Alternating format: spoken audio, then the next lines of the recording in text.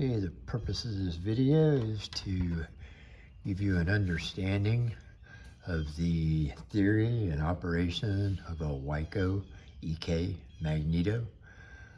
One that you see very popular on stationary engines, whether it be hit and miss or throttle govern.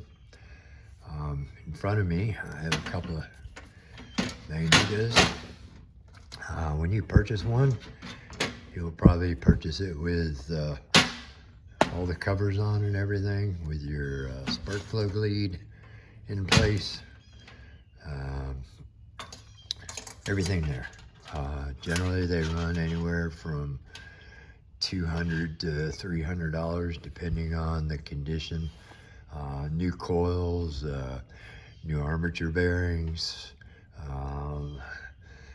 cleaned up, prepped up, and ready to go on your engine.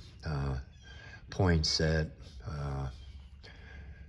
You know, they're in different conditions. You can get for different prices, but on average, I've seen 200 to 300 on these Wico EK mags. When you get it, if it doesn't function, or you have one that's on your engine and doesn't work, that's the purpose of this video, to help you figure out what is wrong with it, how you can repair it, and be happy with knowing that you were able to fix it yourself. I think that's very important. Okay, when you get your mag off your engine, there are 2 bolts that hold it in place in the back, and then also the trip mechanism fork that goes through your armature here at the bottom. You have to slide that out from the fork. It's like a fork that holds it and pulls it down. Pull that off there, the 2 bolts in the back, and pretty much you'll end up with an assembly that looks like this. Next thing, after you get your cover off, which is held in place by 4 screws, 2 on each side, underneath that plate, you're going to find an item that looks like this. This is where your spark plug lead goes into, and it will be on the inside here like this. There's also a ground tab opposite on the other side that you see right there. Be careful taking this off. Pay attention to how you're sliding it off. It should just slide right off. You'll have your front cover and your rear cover come attached at that time when this cover is off.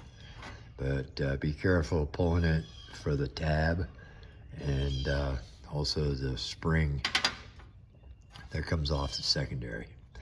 And you'll end up with a unit that looks like this.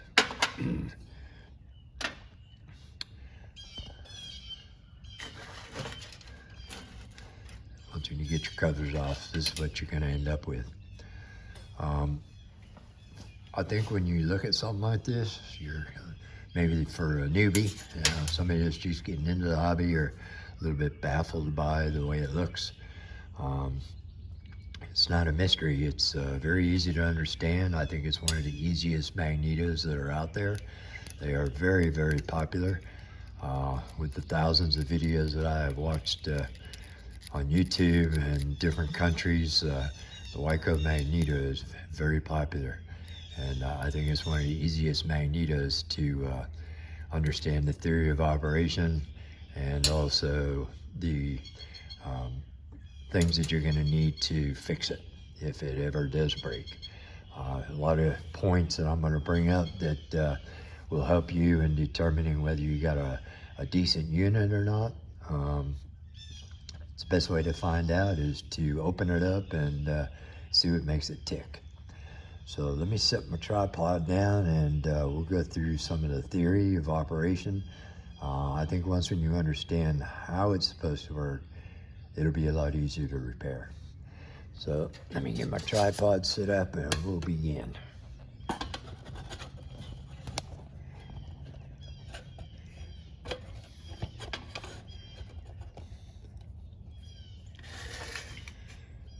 I think the first thing we need to understand is the electrical side. The magnets are located here at the top of the unit.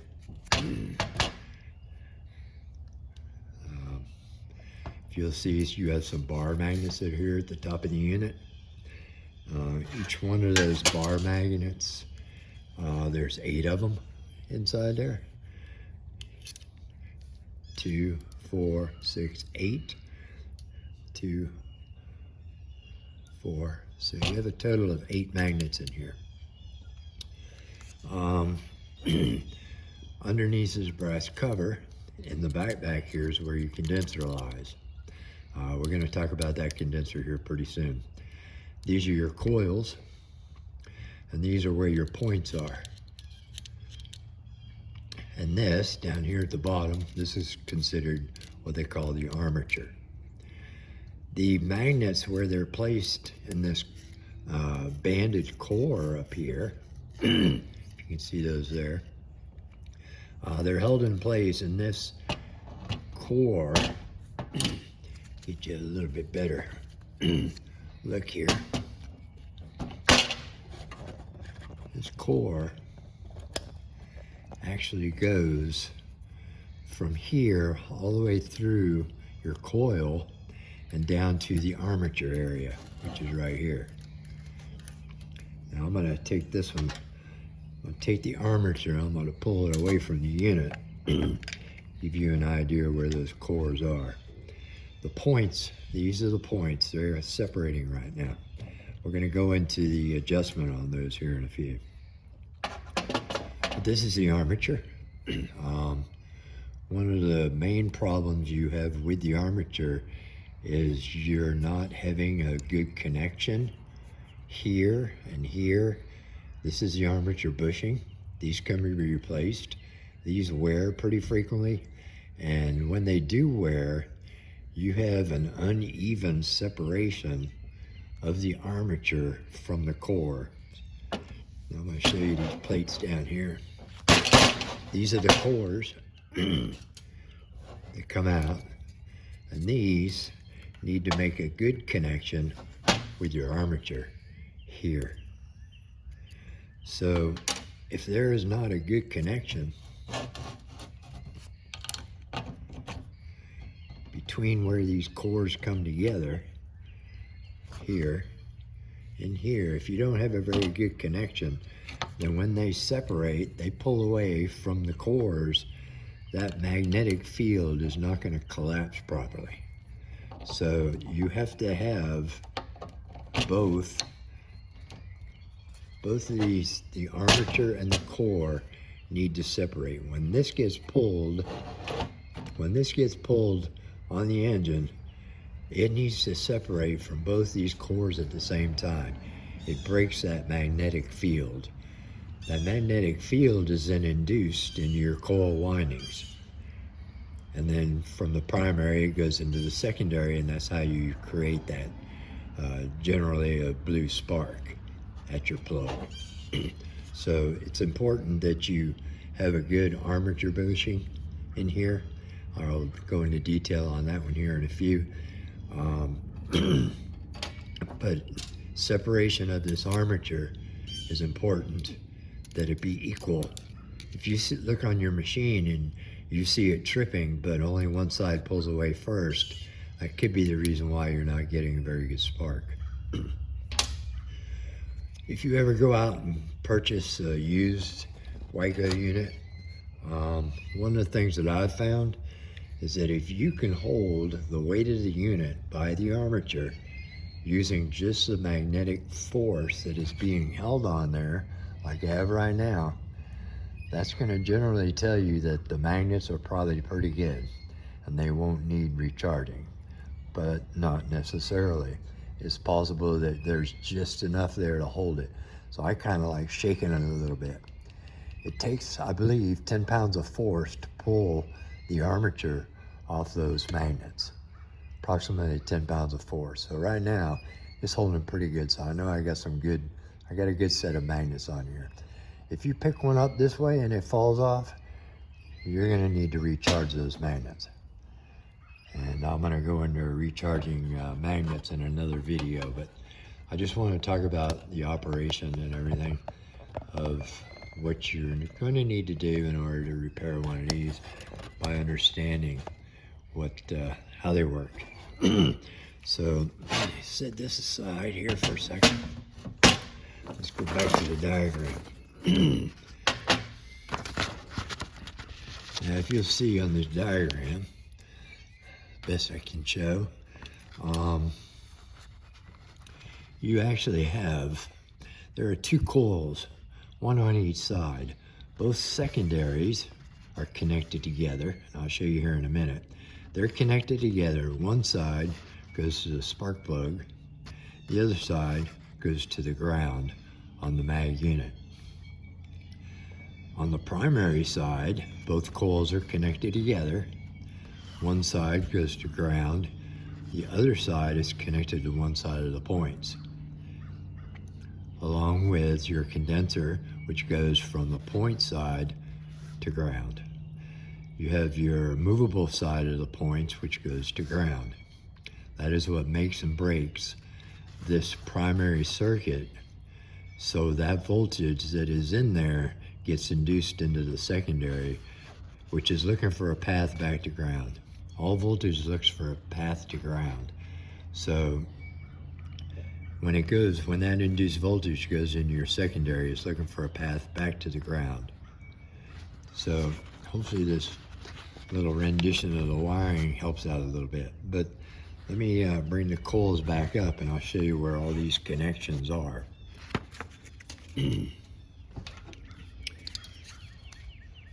On the base of these coils, you're going to have wires that come off of there, like these. This is a coil that I pulled out of another unit. The bottom ones here, when a coil sits in the unit, it would be like this. The bottom ones are your primaries. This piece of wire, stiff wire that's coming out here at a point, that's part of the secondary. And also this side is part of your secondary. I'll show you those here in a second in the unit. The primaries need to be separated from the secondaries.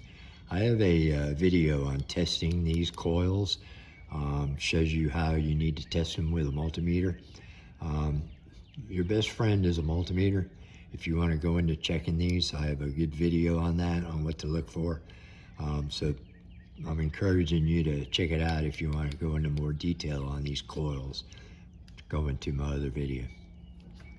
So back to where I was on the main unit. Here's where your secondary output is here, and this is your ground side. This is grounded to the whole unit, which is what the spark plug is looking for. It's going to jump that gap across that spark plug, wanting to go back to the ground on the unit. All voltage leaves and returns. It wants to leave and return.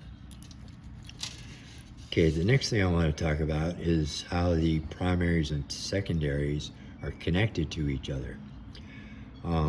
This wire right here, this is part of your primary on this coil.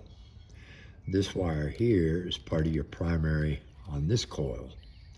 Your secondaries on the coils are connected here. This jumper wire that comes out where those pointed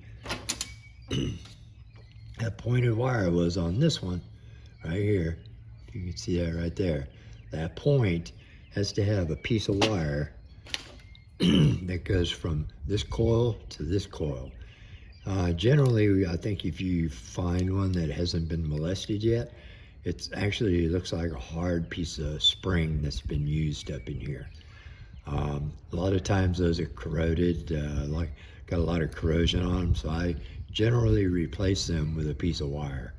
I'm not sure, but I think this is either 10 gauge or 12 gauge wire that I use.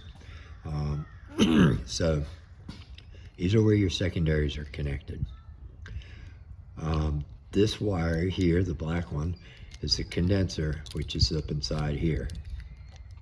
One side of the condenser goes to the points, the stationary side of the points, and also the primary goes to the stationary side of the points.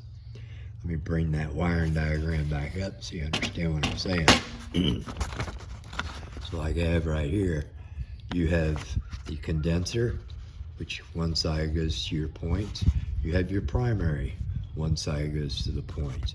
Your primaries are connected through a piece of wire in the back of the unit, back here. If you look right back in here, you'll see this wire goes all the way across over to here. So your primaries are connected together there, and your secondaries are connected here. That's where they're connected together. If you want to pause the video and take a look at this diagram, you'll see where the primaries are connected together and where your secondaries are connected together. And it gives you a better understanding of how all this has to be put together. So when you have all these connected and you have your covers off, do a good visual. Look at all your wiring. Make sure you don't see any that's maybe torn, or you got some green corrosion, or generally the coils, I haven't too often seen too many coils that were bad. 9 times out of 10, you have a collection of grease or oil that's up in here on your points, which needs to be cleaned up really well. Your condenser is another failure item. I don't use a barrel type condenser like what is used originally on these units. I have a 22 microfarad 630 volt Mylar capacitor that I buy off Amazon. You can get 10 of them for like $6. They work very well in these units. I haven't had one fail yet, so it's something you can consider. If you go to Amazon and put in 22 microfarad 630 volt Mylar capacitor, you can get quite a few for a decent price. The main thing that I think are the problems with these is, like I said, a lot of corrosion and around your points. You need to clean up your points really well. Also, replace your condenser if you're not having any spark. Changing the coils is not very hard to do. You take these 2 screws out here. This plate will come off after you remove your armature, and your armature just slides right off. Do not pull this armature off fast and hold the unit by 2 hands like this, or you're going to get a good wallop. If you have any kind of strength in these magnets, it will light you up. So when you pull the armature off and it just slides off, if you break it away real slow with a screwdriver, you can pull your armature off. Don't let it pop back in place, because if you're touching either side of the secondaries, you're gonna get a lit up. So if you'll notice, the points are connected to the armature.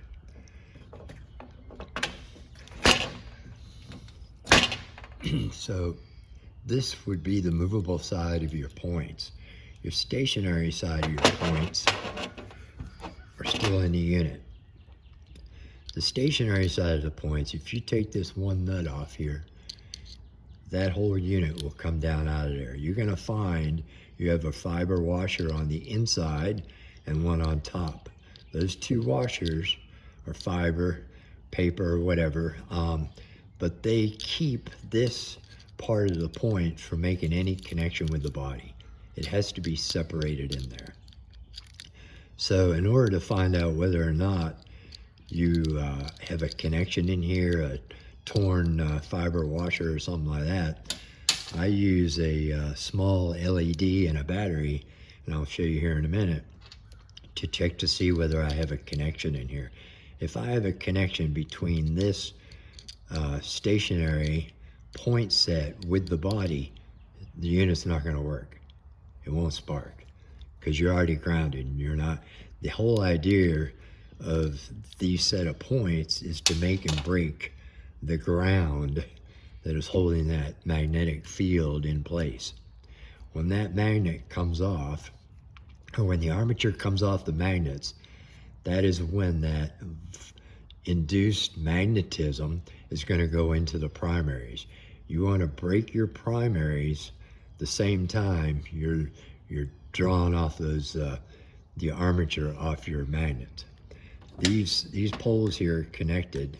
These here are connected to the magnets. I have some resistance there. I have some magnetism on these. So your magnets, these up here, actually there's a core, like I said, it goes down in between the coils, like on this one here, goes down in between the coils, and they're also magnetic. The field is actually the field that the magnets are producing. I'm going to show you just what they're doing here. I can get this back together one-handed.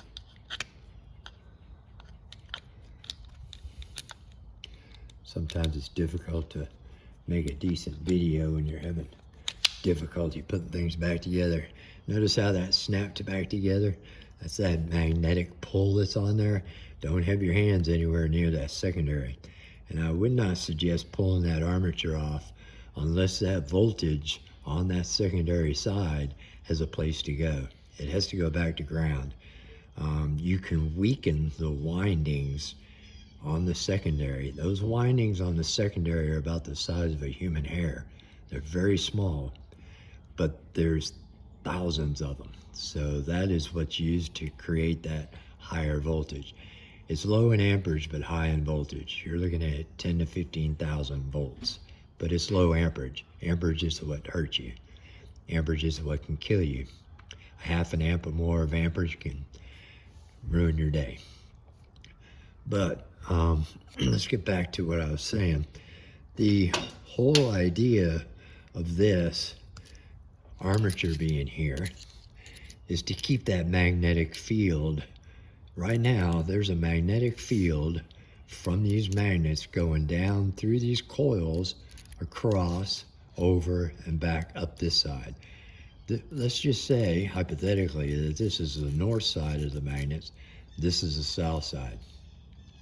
So you have north going through the coil, across the armature, back up to the south pole.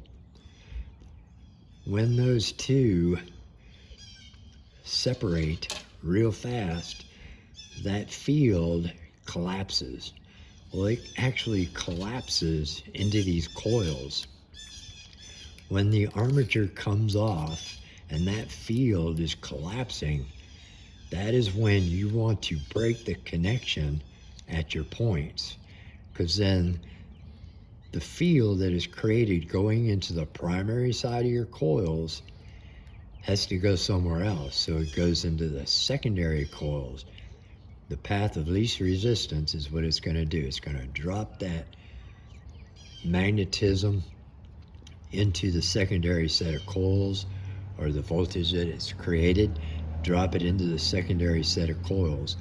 The coils are going to take that voltage and send it out the secondary to find that ground, which is the unit, or through the spark plug. It jumps the gap on the spark plug and goes to ground. It wants to go back. All voltage, when it leaves a source, it wants to return to the source.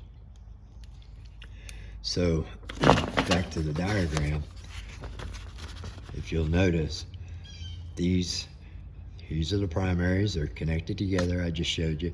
The secondaries are connected together. So that magnetic field that is in here, once when the armature is pulled away and the points open, that is when it collapses off the primary and goes into the secondary. That collapsing field produces a high voltage into the secondaries. That high voltage wants to find its way back to the source, which is the ground side. So it jumps that gap in the spark plug, and that's how it makes it back to the ground. All voltage, when it leaves, needs to return. The setting of the points, I'm going to show here in a second. The armature, there are I think 3 different drive systems that are used on different engines. they all require either a 1/16 of an inch gap on the armature before the points open. When this is at a 1/16 of an inch gap in your armature, the points should just start to open. Now, I'm going to show that here in a minute. Some units it's a 1/16 of an inch, which is 0.0625. Some are 3/32, which is 0.09375. So I think it's types 1 are a 1/16 of an inch, and 2 and 3 are the 3/32 of an inch. Every mag that I have, I set them at a 1/16, 1/16 of an inch. And the best way to do that is find you something that is about a 1/16 of an inch thick and put it in your between your armature and the core. I'm going to show that here in a second. Open this back up. Like I said, always do this kind of slow, because that induced voltage has got to go somewhere. You don't want to pop it open real fast. It's not good for your secondary windings. Now that I've got these off, there's going to give you an idea of what we got. You'll notice there's a screw on here. See that screw? That screw screws up into this movable set of points. It screws actually up in there. When you're adjusting your points, what you're actually doing is you're setting your gap. And these pieces of paper that I have, gasket paper, they're a 1/16 of an inch thick, 1/16. So I use those on here, such as like this. I use these in here to where I have a gap of a 1/16 of an inch, which is what I have right there.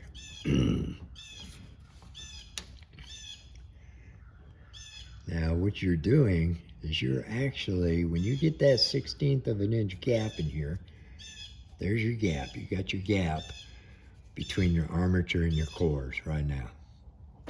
So what you want to do is your set of points need to be just starting to open. If you look up in there, you see just a little bit of a gap on this set of points. Just a little bit of a gap. So what you're doing is you're setting your gap on your armature and wanting your points to just barely start to open when it's at that 1/16.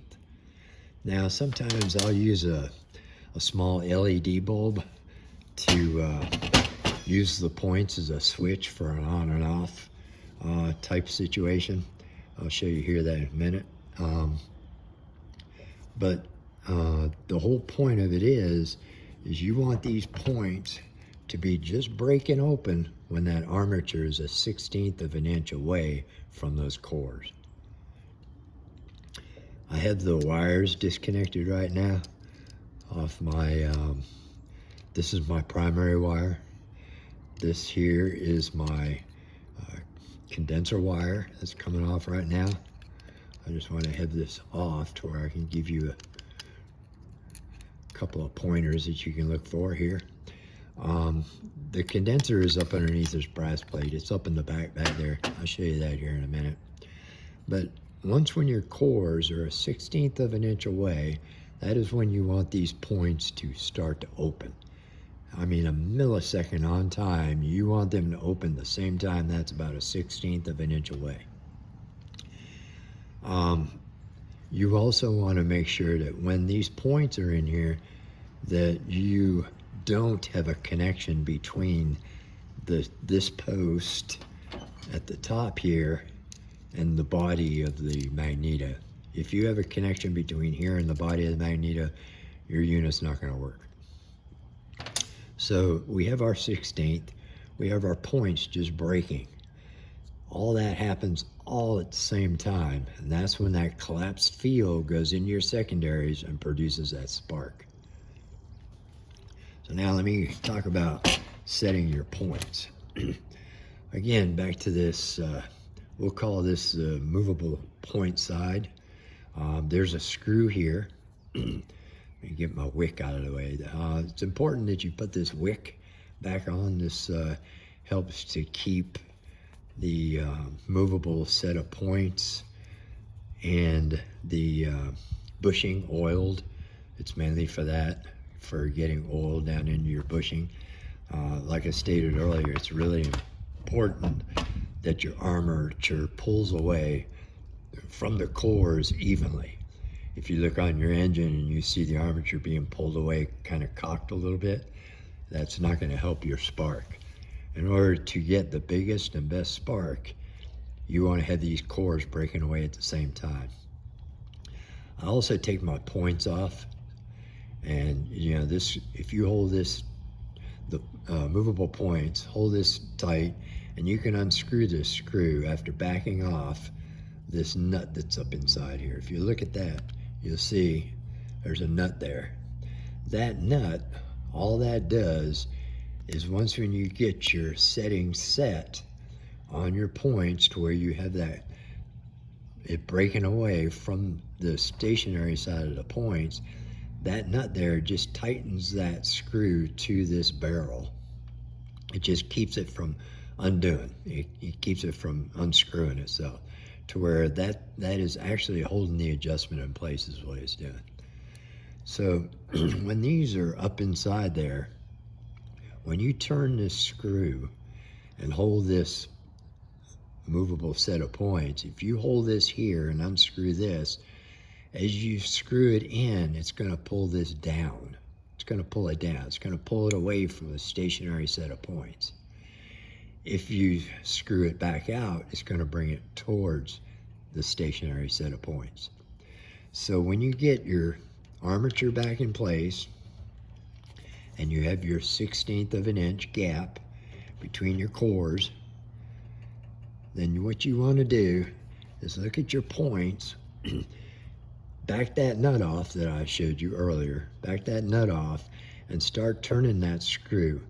That screw, as you turn it in, it's going to pull the points down towards the base. If you loosen it, it's going to bring it back up. So what you want to do is once when you get your 1/16 there, what I generally do is I'll use an LED, like back in the old days when you had a car that had a set of points in it. You could adjust your points by just watching the light. I just take a regular LED bulb. You can use one of these. This LED, the forward voltage, what they call the forward voltage, in other words, it can't go over 2.5 volts. You'll burn it out if it goes over 2.5 volts. It takes about 20 milliamps in order to light an LED, the red LEDs. All your different colored LEDs have different voltages, but this one is roughly 2 volts, I believe, with a forward current of 20 milliamps. So in order to be able to use this on a 9-volt battery, or actually a 12-volt battery, you have to put a series resistor in there, like I have here, in order to be able to drop that voltage down to a safe level of 2 volts and to limit the current. So I use one of these. It's just an LED with a resistor. The resistor should be, if you're going to use a 12-volt battery, I would suggest a 1200 ohm resistor. And if you're going to use a 9-volt battery, you could probably bring it down to a 1,000 ohm resistor. But you can get all this online, very cheap. You might even have some in a box at home, who knows. But this is generally what I will use to set my points. I use the points as like a switch. So I will take, and also, let me bring up a point that you can also test your connection here where you should not have a connection between this stud and the base of the unit. You can check the connection in here to see whether or not it's making a connection. If you're making a connection on this stationary contact, your magneto is not going to work. Those isolating washers keep that stationary contact from making a connection to anywhere on the unit. I hope I'm making some sense there. But if you want to test it to see if you got a connection or not, disconnect your wires off your points. There's only two wires, one that comes from the condenser, one that comes from one side of the primary. Take your LED and you want to go from that point there at the top point, like I showed there, to the positive side of your battery, which I have over here. The positive side of the battery. Then I'm going to take the negative lead. Take my negative lead and put it on the negative side of the battery. And then I'm going to touch this unit. Now that LED should not light, and it's not.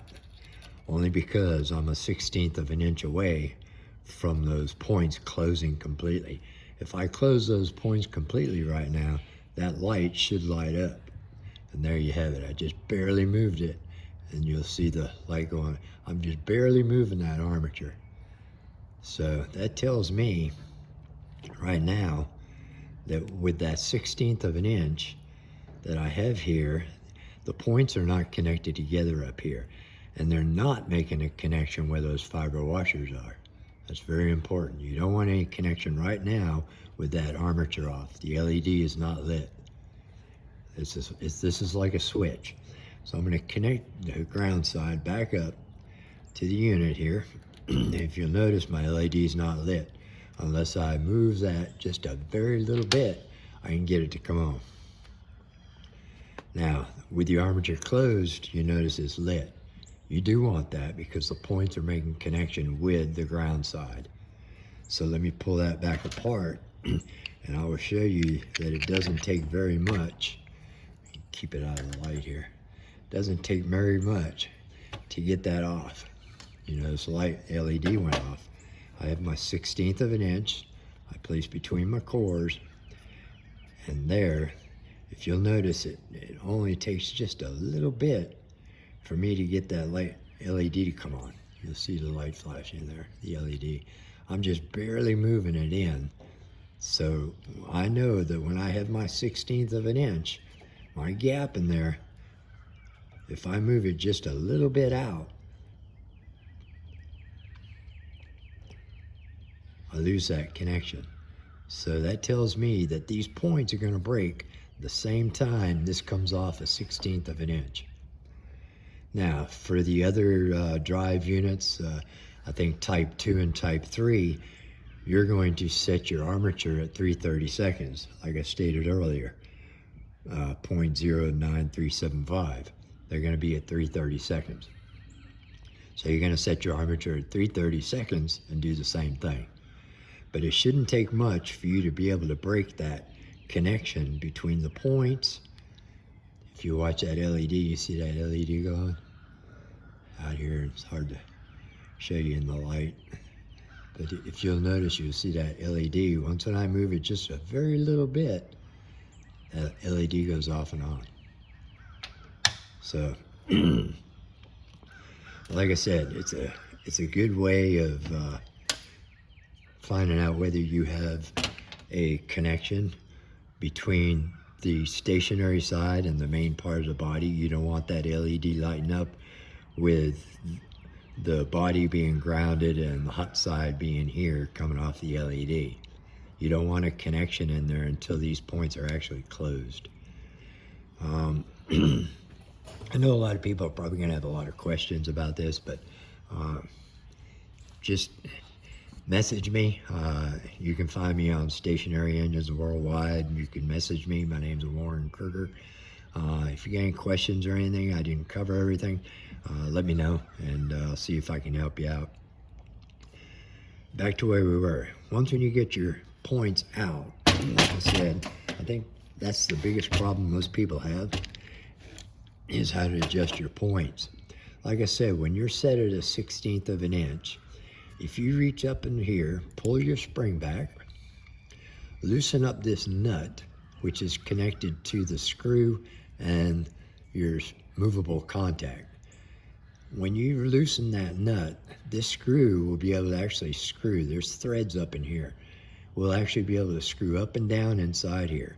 So once when you get it back on the unit, and you have your 1/16 of an inch gap between your cores and your armature, start screwing that either in or out, whichever way you need this to go, but to where it's just barely touching when it's at that 1/16 of an inch. That's what you're actually doing. You're actually just making sure that when this gets beyond that 1/16 of an inch, when you get beyond that 1/16 of an inch, these are breaking away from the stationary side of the points. So that's actually what you're doing. You're just getting that adjustment to where when the armature is a 1/16 of an inch away, you're breaking the points at that time. In other words, they're opening. That opening of the points is what takes that magnetic field that's in the primary and sends it over to the secondary. So the better that you can have, and make sure these are clean, make sure you got a good set of clean points, take some emery paper to both sides, clean them up real good, and put it back in there. But when you have a 1/16 of an inch, or 3/32, depending on what drive you're using, if you can get that pretty darn close, you'll create the biggest spark available. Like I said earlier, I have a video on testing your coils. These are very simple to take apart. There's nothing really crazy about them. They suggest not removing the magnets on these, only because they say you'll lose some of the magnetism. I found units that were cracked. I had a cracked magnet in one. I went in and pulled the magnets out, put new ones back in there, and charged it on a magnet charger. And I'm going to make a video on using a magnet charger here pretty soon. That'll be up next. But yeah, if you have to replace them, yeah, I mean, I've even seen some of the more higher strength magnets. You take all these magnets out and you put one of those real high strength magnets in here, and it takes the place of 8, and it's just one magnet bar. You can see those online. I've seen that being done, but I'd rather stick with the original magnets. I think it produces a better unit all in all. Okay, like I said, you have the primary, one of your primary wires, and the condenser wire connected to the top up here. This nut that you see right here has a washer underneath it, and it actually just holds the stationary set of points inside this tube. Like I said, there's a fiber washer on top and on bottom to keep this from making contact with the rest of the unit. You don't want a connection between here and the rest of the unit, because then it won't work at all. So once you get all that done, you can put all your wires back in place. Your condenser lead, one side. I don't know if I can pull that condenser out of there or not. It'd be pretty close. Let me see if I can get it out of there. Yeah, there we go. This is the condenser I use. It's a 22 microfarad, 630 volt. These work pretty well. If you want to stick with the barrel type condenser, that's fine.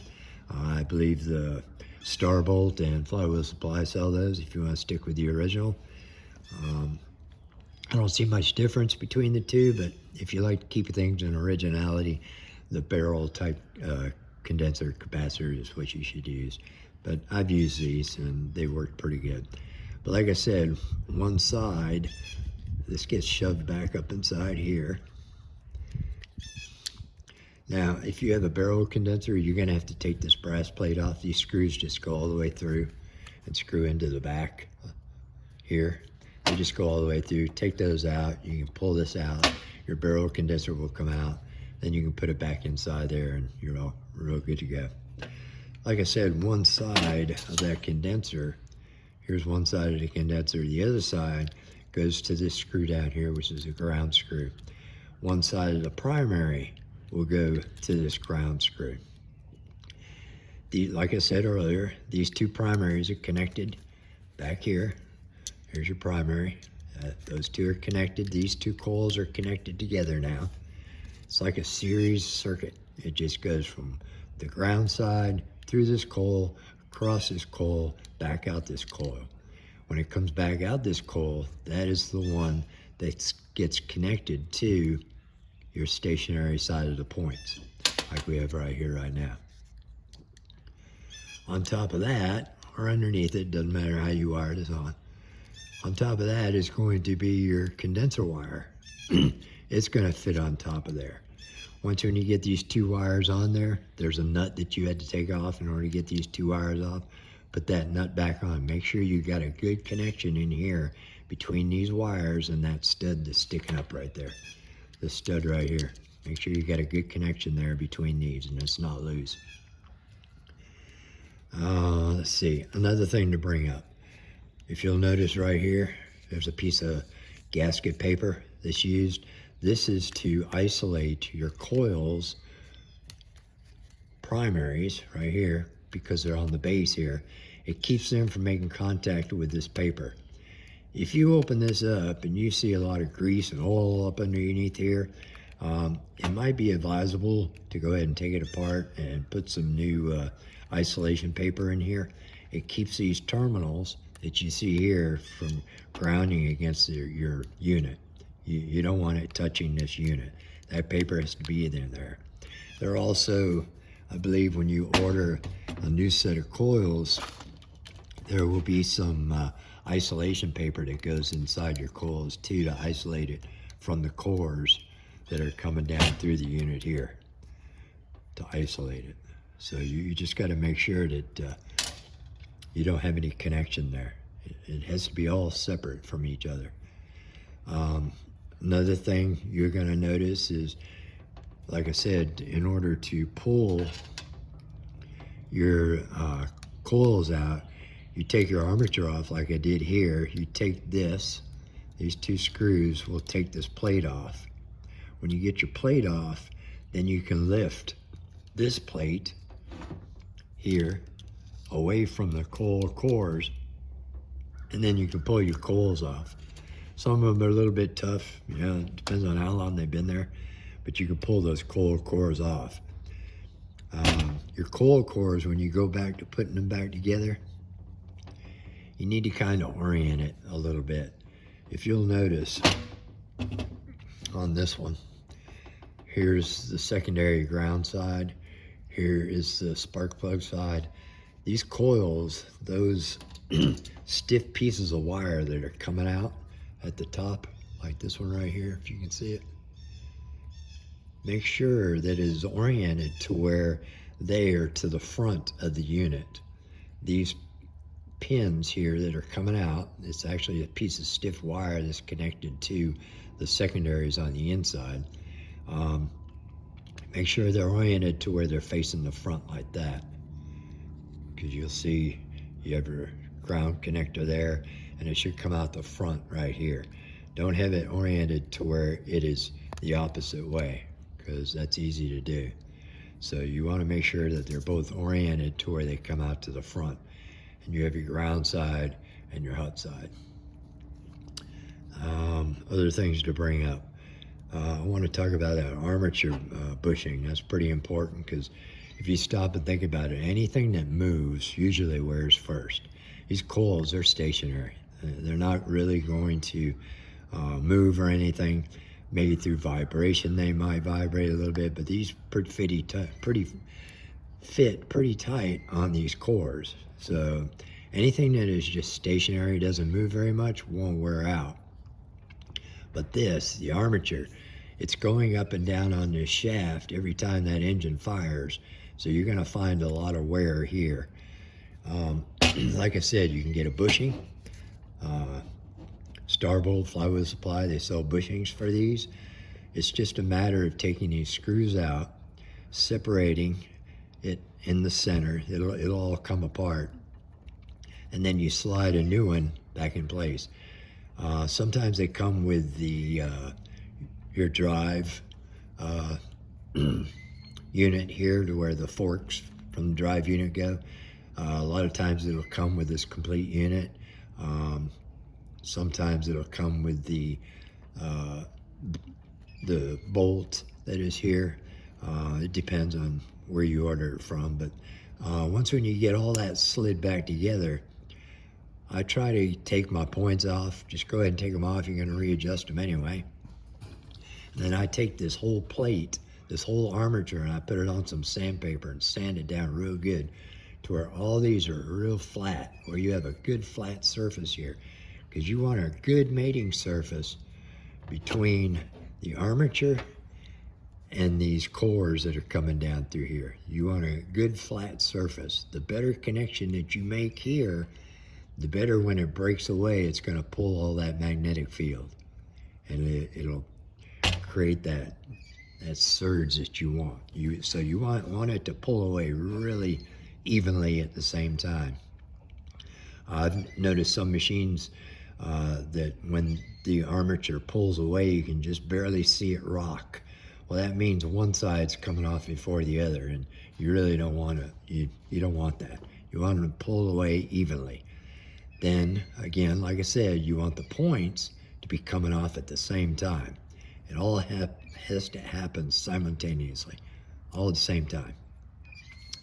Again, like I said, make sure that you put your wick back in. It's pretty important.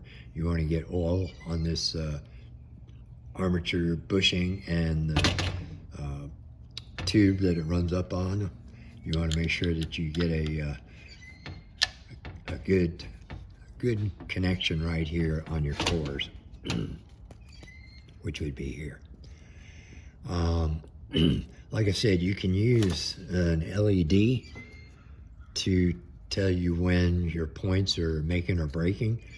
You can take your wires off, and I showed you this earlier, but you can use that set of LEDs to, when you're unscrewing this or screwing it in, whichever way you need that point connection to go, if you unscrew it, it's going to bring that tube further up, or the movable points more up to where you hit the stationary.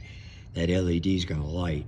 If you take that screw and you back it out just a little bit to where that light just goes off, then you know that right there at that point, if you have your 16th or 3/32 there, that's when it's going to break. It's important that the armature moves away from the cores the same time the points are opening. They all have to happen at the same time. Let me see, what else can I mention that I haven't mentioned? Keep them clean, you know. Cleanliness helps. You got a lot of oil and dirt and everything. It doesn't take much condensation to, you know, build up a ground connection with any part of it, and it'll give you troubles. Like I said, the points is important. The armature is important. The armature will show wear. The points will show wear. Clean your points up really good. That would help. Anything that has an electrical wire to it, make sure it's good and clean. Resistance is not your friend. If you have any corrosion in here, it will create resistance, and it doesn't take much resistance to keep something from working. Doesn't take much at all. So, like I said, the only two wires that are on your points are from your condenser and your primary side of your coils, your primary coils. Again, this is the rendition that I drew up. Your points. This is the movable side. This is your stationary side. Your condenser is connected to the stationary side, and also your primary, one of your primary wires is connected to the stationary side. The secondaries, like I said, they're connected together. Both primary and secondary, both coils are connected together. If you have a bad coil on one side, you might have one that won't work. Not very well anyway. If you got a really super weak spark, you might want to check your coils. Like I said, I got a video on there where you can take an ohm meter, a multimeter, learn how to use a multimeter. It'll help you out a lot in trying to figure out electrical. But check your coils, You might have one that's bad, one that's internally shorted. Make sure you got a good plug when you go testing. I have a test unit that I have set up here that I made that I want to show everybody to give you an idea of what I use in order to test my coils after I adjust and so forth. I'll put them on my tester over here and check to see if they got a good spark. I've also taken my LED, and instead of just having it on a piece of wire, I put it in a box. It's magnetic to where I could make it easier to set up to where I can watch that light, LED light coming on and off. It's just inside a box. I can just throw it back in my toolbox, good to go. And like I said, it's nothing really special. It's just a wire with an in-series resistor on it, is all it is. And you can pick up a 10-pack of these LEDs for probably, I don't know, $3 maybe, pretty cheap. And like I said, 1200 ohm resistor if you're going to use a 12 volt battery, and about 1000 ohm resistor if you're going to use a 9 volt battery. But like I said, in connecting this, you just connect one side of your LED, and don't forget these are polarity sensitive. In other words, anode and cathode are on these LEDs. Anode would be positive, cathode is negative. So make sure you orient your wiring right, because if you have negative coming in on the wrong side, it won't light. You have to have its polarity, so you have to have positive and negative. You can use a regular incandescent bulb if you want, an automotive type bulb, but all you're doing is taking one side of your wiring and connecting it to one side of your stationary points, and now you're taking the negative side of your battery and going to the other side of the points. Notice I have a connection there. The armature is closed, the points are closed, so I have a connection there. It means I have a good connection. If I was to go and separate this right now, which is what I'm going to do, you'll notice that it's staying on. The reason why it's staying on is my wires are still connected up here. You cannot have those wires connected because it's reading through the whole unit. You got to remember to take those wires off the top of the post on your stationary point set. They have to be off in order for you to do a proper testing. Hopefully I've covered everything. Like I said, if you have any questions, you need to study the diagram a little bit better. Pause your video, take a look at it, write it down so you know just how everything has to be wired in there. If you go in there pulling it apart, it's very simple. The EK Magneto, I think, is one of the easiest magnetos to work on. Only did this outside to where you can have a better lighting to be able to see what I'm doing, but hopefully it all made sense to you.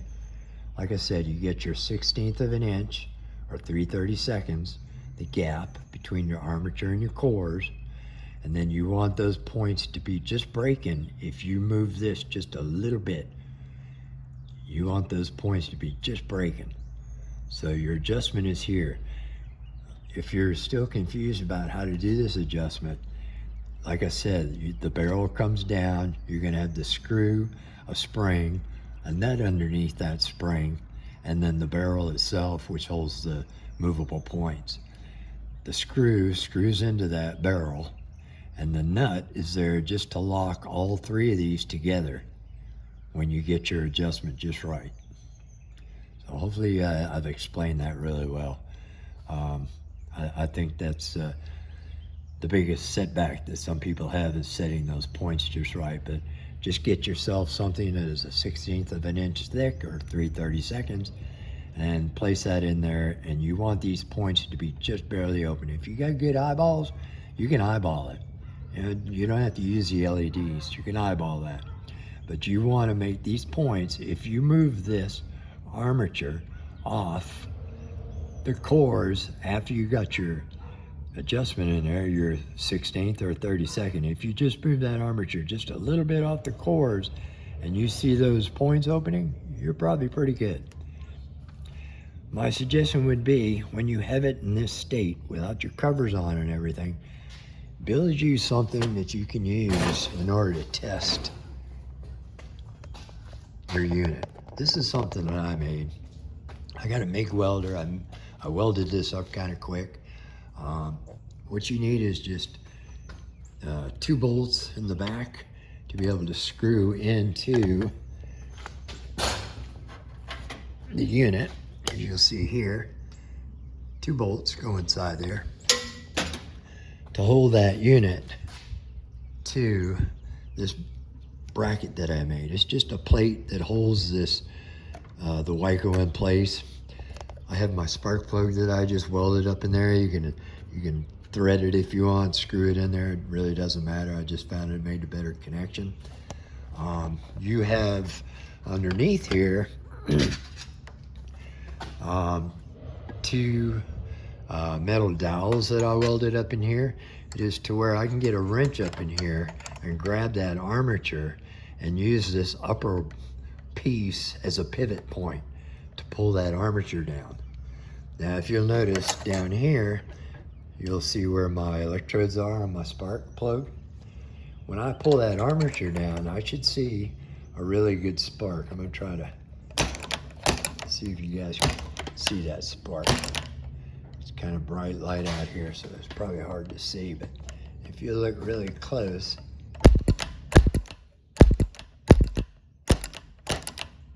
you'll see that I got,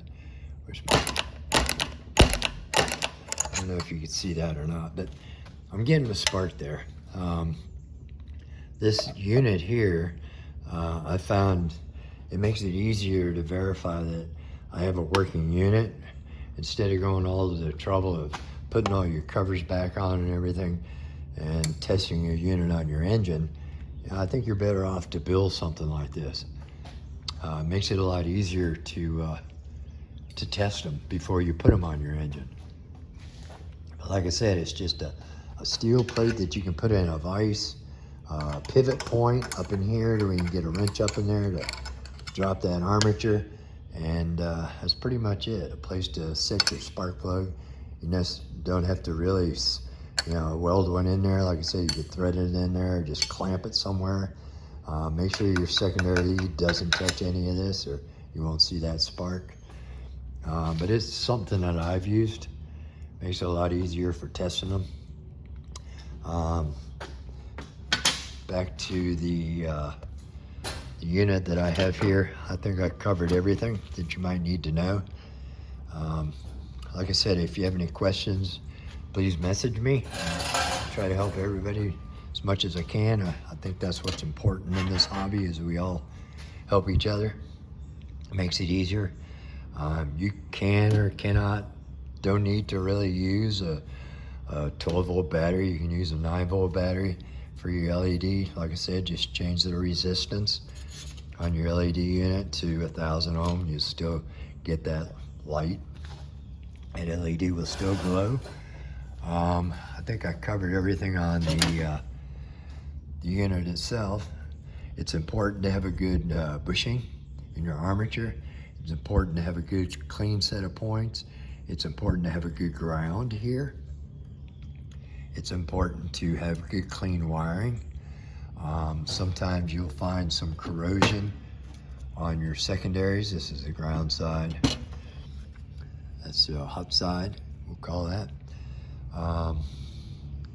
Make sure they're all clean.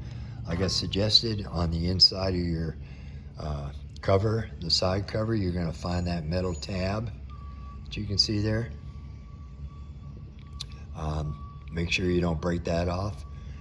When you come off with this cover, make sure that when your boot is coming off, you don't stretch that spring. That's another point to bring up.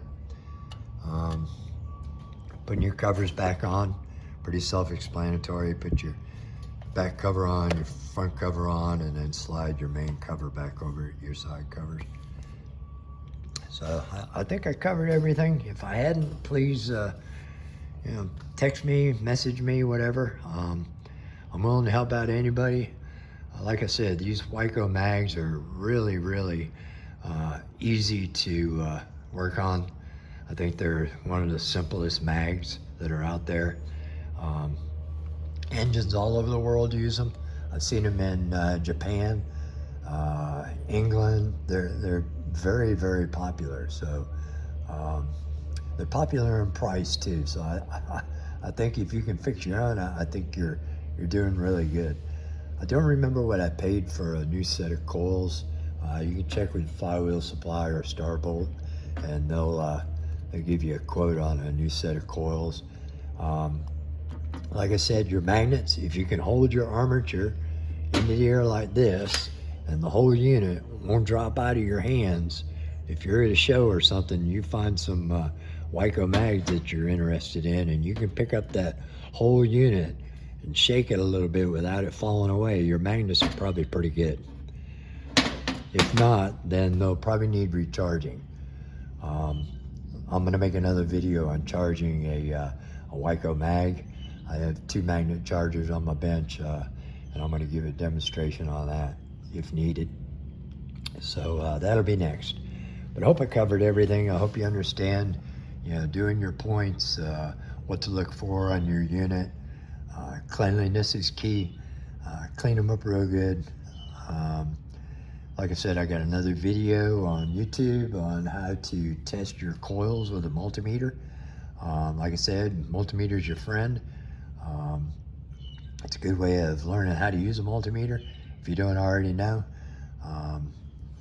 you can get them at Harbor Freight, I think, for like $10 now. So, that's a good investment, because you can save yourself a lot of money by testing your own stuff. Okay, well, can't think of much else that I need to talk about. Like I said, if you got any questions, contact me. I'll see what I can do to help you out. Setting the points, you get your 16th or 3/32 of an inch gap on your armature and your cores. Set your points to where they are just barely breaking open. If you move this off that 16th or 3/32, it's just an adjustment. That's all it is. So once when you get it set where you need it, you need to hold the barrel. You need to hold this barrel to keep that screw from turning while you tighten that nut.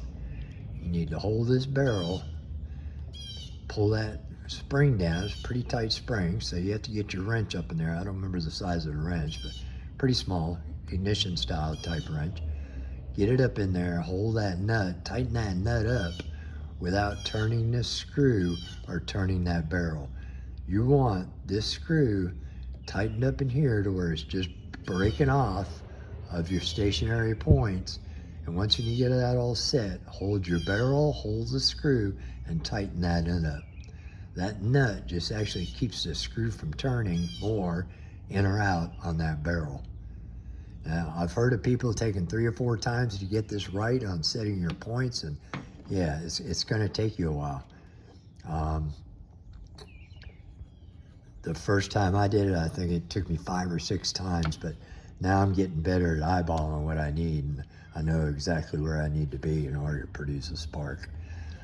Sorry it was not enough light out here for you to be able to see the spark off of this unit. I don't think I've even cleaned the points on that in a while, so it's possible we weren't getting a bright spark because my points are dirty. But like I said, your armature, very important. Armature bushing is very important. You don't want these pulling off differently. They have to pull out both at the same time. Your magnet bars, if any of your magnet bars are cracked or something like that, it'd probably be wise to go ahead and replace them. They say you should not remove the magnet bars unless you have to, and I agree with that. But these are all rebuildable. You can put new coils in. You can buy a set of points through Starbolt or Flywheel Supply. Make sure all your connections are good and tight and clean. And I think that's pretty much it. I think I covered everything. Hopefully some of you are subscribed to my Facebook group, Stationary Engines Worldwide. Monthly, I give away a t-shirt with the logo on the back. I have 2 styles t-shirts that are coming out, and also a coffee mug that I give away for participation into the group. Those that participate the most, I generally send them out a t-shirt or a coffee mug for free. I just use my own money, and I ship it to you for free. Doesn't cost you anything, and you get to wear the logo at your events and stuff, and that's what really promotes the hobby.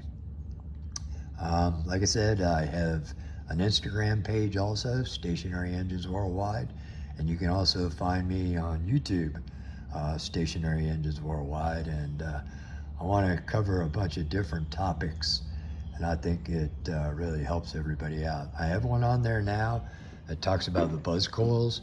How can you fix your own buzz coils, disassembly. I give a good operational theory on the buzz coils. That'd be something to look at. I think there's 2 videos on there. One that's a short video, and then there's a long video on what to look for in those buzz coils to get them working. But anyway, I hope this helps everybody. Like I said, if you got any questions, comments, please message me, and I'll help you through it. Like I said, these are very easy to work on. They're not really magical at all.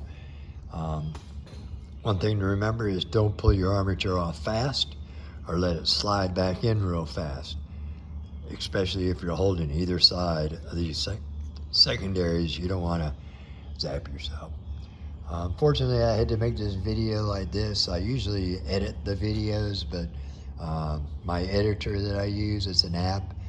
It's crashed on me. I'm having some issues with it, so I figured I'd just carry it out as a full-length video with the bloopers and all. So I appreciate y'all watching. I hope this helps out a lot of people.